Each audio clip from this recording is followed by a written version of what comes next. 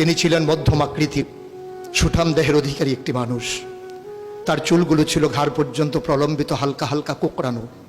তিনি যখন চুলের ভিতরে তৈল দিয়ে আছড়াতেন মনে হতো মৃদুমন্দ ঢেউ দেখা যায়। তার কপাল ছিল চওড়া, ভ্রুগুলো ছিল জোড়া ভ্রু, ধনুকের মতো বাঁকা।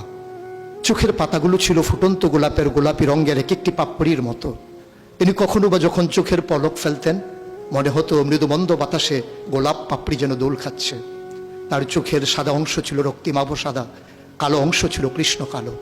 তার নাকটা ছিল খাড়া, নাকের ছিদ্রগুলো ছিল ছোট ছোট, নাকের নিচে ছিল সরু চিকন গোঁফ, গোপের নিচেই সেই গোলাপি রঙের ঠোঁট।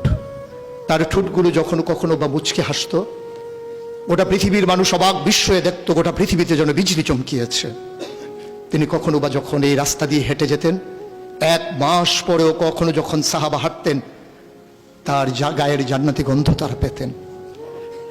মায়েরা উম্মাহাতুল মুমিনিন যারা, তারা নবীর যখন কখনো এই ঘামে ভেজা শরীর নিয়ে ঘরে ঢুকতেন, কপালের ভিতরে মুক্তোর দানার মতো ঘামগুলো যখন জমে থাকতো, মায়েরা ছোট্ট শিশি খুঁজে সেই ঘামগুলো শিশিতে ভরে জমা রেখে দিতেন, কখনো বা ঈদে কোনো অনুষ্ঠানে যেন আতর হিসেবে ব্যবহার করতে পারেন।